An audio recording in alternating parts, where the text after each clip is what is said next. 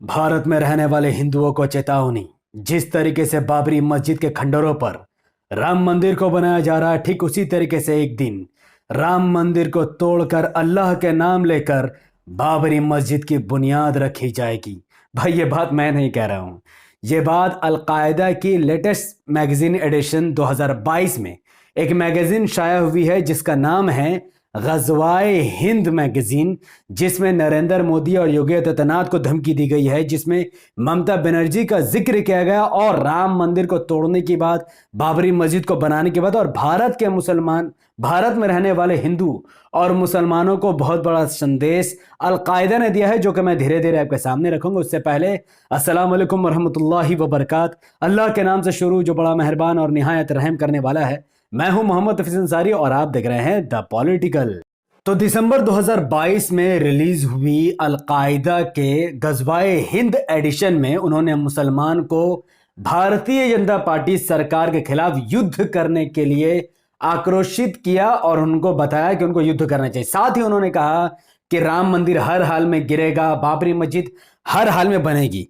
इस एडिशन में, ग़ज़वाए हिंद के इस एडिशन में क्या कुछ उन्होंने लिखा है वो हर भारतीय मुसलमान और हिंदू भाइयों को जानना बहुत जरूरत, जो है कि बहुत बारीकी से मैं आपको बताऊंगा। इस ग़ज़वाए हिंद के इस एडिशन में अलकायदा ने कसम उठाई कि वो हर हाल में राम मंदिर को गिराएंगे और बाबरी मस्जिद को वो हर हाल में बनाएंगे। उसने ये भी कहा कि उसने योगी आदित्यनाथ और नरेंद्र मोदी सरकार के खिलाफ इस एडिशन में उन्होंने जहर उगलते हुए कहा। अलकायदा कहता है कि जो धमकी राम मंदिर को गिराने की अलकायदा दे रहा है, बाबरी मस्जिद को बनाने की जो धमकी वो दे रहा है, वो इसे पाकिस्तानी प्रोपेगेंडा के तौर पर ना ले। वो योगी और मोदी सरकार को धमकी दे रहा है कि ये सब कुछ सच होकर रहेगा, आप इसे झूठ मत मानो। साथ ही उसने भारतीय मुसलमानों को कहा कि आप भारतीय सरकार के खिलाफ युद्ध करो हर हाल में, आपको डरने की जरूरत नहीं है। उसने अलकायदा ने भारतीय मुसलमानों को यह समझाने की कोशिश की कि आपको भौतिक नुकसान से डरने की जरूरत नहीं है, क्योंकि आपको पहले ही कई दशकों से हिंदू द्वारा जान और माल का नुकसान पहुंचाया जा रहा है। और उसने ये भी कहा कि आप भारत में युद्ध करो, जिहाद करो और अपने जीवन और संपत्ति का उपयोग करो ताकि तुम भारत में कामयाब हासिल कर सको।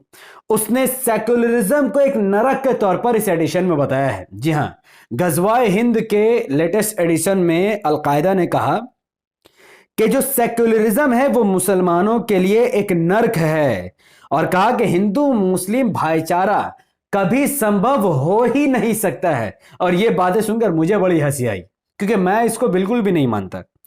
उसने इसके अलावा कहा कि दिल्ली से कोलकाता तक शिर्क करने वालों की शासन चल रही है, ये लोग मूर्ति पूजा करते हैं, ये लोग मुशरिक है।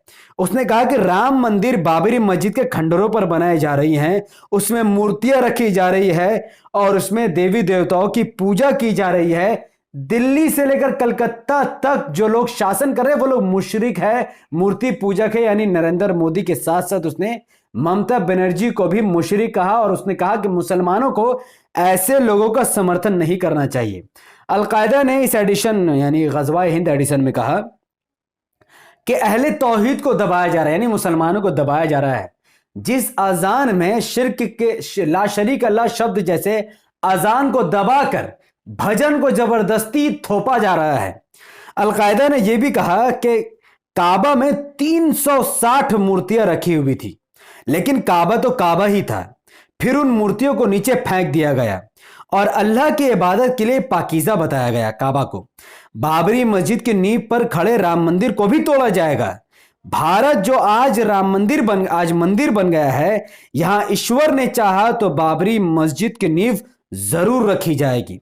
इब्राहिम और इस्माइल अलैहिस्सलाम पैगंबर के उत्तराधिकारी और आखिरी पैगंबर मोहम्मद सल्लल्लाहु अलैहि वसल्लम लगभग 5000 साल पहले मक्का मुकरमा के दृश्य को दोहराएंगे भारत में। यानी जैसा मक्का में मूर्तियों को तोड़ तोड़कर फेंका गया था और मक्का काबा को पाक किया गया था, ठीक उसी तरीके से वो राम मंदिर को तोड़कर बाबरी मस्जिद को बसाएंगे और मूर्तियों को वहां से बाहर फेंककर बाबरी मस्जिद को भी पाक करेंगे, ऐसा अलकायदा दावा कर रही है।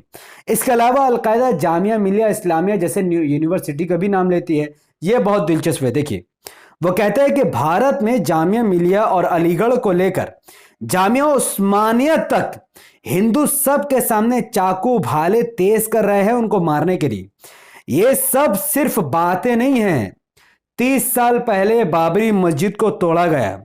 उसके बाद 2002 गुजरात दंगों का जिक्र करते हुए अलकायदा कहता है कि 2002 दंगा अहमदाबाद में गर्भवती महिलाओं को जिंदा जलाया गया, उनके ऊपर तेजाब फेंका गया, तेल छिड़का गया और हर तरफ, और आज 2022 में हर मुसलमानों के घरों को बुलडोजर से उड़ाया जा रहा है। यानी योगी आदित्यनाथ का उसने जिक्र किया इसमें।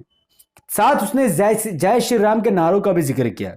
अलकायदा कहता है कि जय श्री राम के नारों को मुसलमानों पर थोपा जा रहा है कि अगर मुसलमान जय श्री राम का नारा देगा तो उसका दुकान चलेगा, अगर नहीं तो उसके दुकान को भी तोड़ दिया जाएगा। इसके अलावा अलकायदा ने अपने इस गजवा हिंद के एडिशन में अफगानिस्तान और चाइना के वीगर मुसलमानों का भी जिक्र किया। वो कहता है कि आप सभी आज अपने मन में विश्वास करें कि हिंदू मुस्लिम भाई भाई का नारा तो झूठ है, भयावह है और एक माया जाल है। इस्लाम और इस्लाम के लोगों का सिर्फ और सिर्फ दुश्मन है।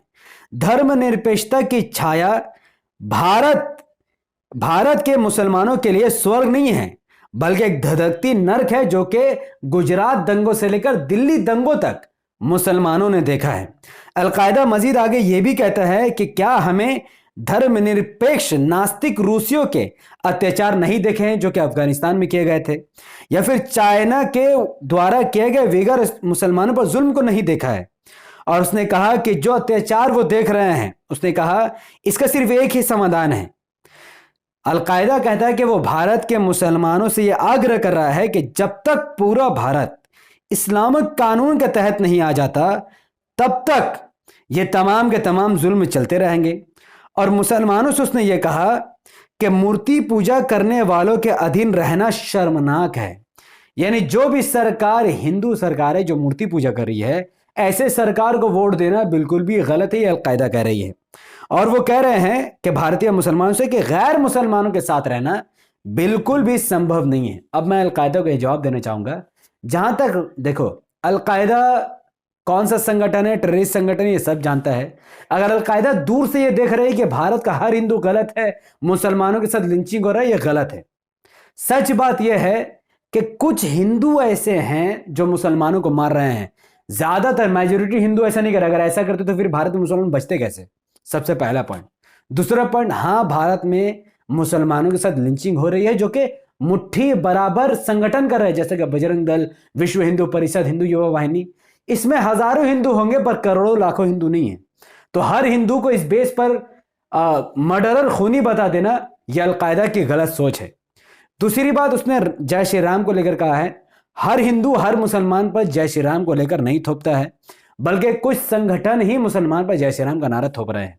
जहां तक राम मंदिर और बाबरी मस्जिद को लेकर उसने कही है, हाँ ये सही बात है कि बल का प्रयोग कर कर बहुत सारे भटके हुए हमारे हिंदू भाइयों ने बाबरी मस्जिद को तोड़ दिया, जो कि कानूनी तौर पर, संवैधानिक तौर पर गलत था।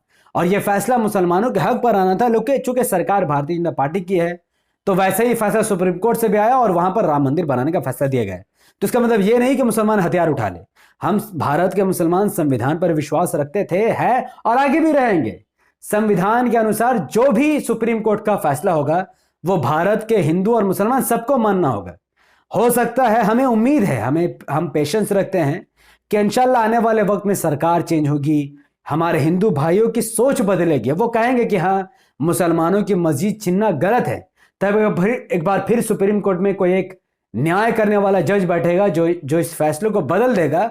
हम उस वक्त की सब्र करेंगे, प्रशंसा करेंगे, पेशेंस रखेंगे, पर हाथ में हथियार लेकर नहीं उतर जाएंगे कि भाई राम मंदिर को तोड़ दो, ये बिल्कुल भी गलत है। और जहां तक अलकायदा का मानना है कि भारत में हिंदू और मुसलमान साथ नहीं रह सकता, तो मैं बता दूं ये बिल्कुल गलत है। आज भारत में जितने भी एरिया को अगर आप देखोगे तो उसमें हिंदू और मुसलमान बराबर साथ में ही रहते हैं, एक दूसरे का सहयोग करते हैं। सबसे बड़ा मैं उदाहरण देना चाहूंगा लॉकडाउन 2022 में जितने भी हिंदू भाई पैदल चल रहे हैं उसमें अधिकतर लोगों को खाना पहुंचाने वाले मुसलमान ही थे, और हिंदू भाई ने भी बहुत सारे मुसलमानों को खाना खिलाया।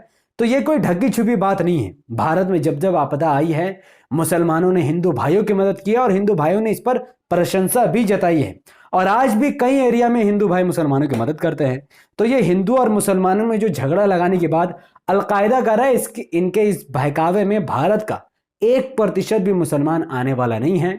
हम भारत में रहते हैं और भारत की जमीन से मोहब्बत करते हैं। जो कुछ भी आज के बीजेपी के दौर में हो रहा है ये बिल्कुल गलत हो रहा है, लेकिन इसका मतलब ये नहीं कि हम संविधान को छोड़कर कट्टरपंथ की तरफ चल जाए, यह नहीं होने वाला है। भारत का मुसलमान संविधान पर जिंदा था, संविधान पर है, आगे भी संविधान पर उसका विश्वास बना रहेगा। अलकायदा चाहे जितने भी एडिशन छाप दे गजवा हिंद के नाम पर या बाबरी मस्जिद के नाम पर, भारत का मुसलमान उसके बहकावे पर नहीं आने वाला है। इस वीडियो को मैं चाहता हूं कि आप सब कम से कम भारत के लाखों मुसलमानों तक पहुंचाइए, क्योंकि यह बहुत जरूरी है। इस वीडियो को लाखों लोगों तक पहुंचाने के लिए आप इसे लाइक कीजिए, इसके लिंक को व्हाट्सएप, फेसबुक, इंस्टाग्राम पर शेयर कीजिए।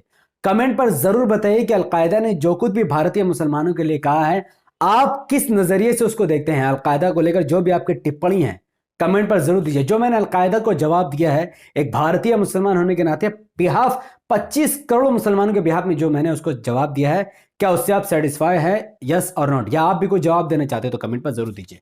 हमारे यूट्यूब चैनल द पॉलिटिकल को सब्सक्राइब कीजिए, बेल आइकन को हिट कीजिए। अगर आप सिर्फ इस वीडियो को हमारे Facebook channel the political news पर देख रहे थे तो इसे लाइक और फॉलो कीजिए, 5 बड़े ग्रुप में शेयर कीजिए। मुझे अपनी दुआ में याद रखें। बहुत बहुत शुक्रिया। अस्सलाम वालेकुम रहमतुल्लाहि व बरकातहू। अल्लाह के सलाम, रहमत बरकत आप तमाम भाई और बहनों पर हो। मैं अल्लाह हाफ़िज़।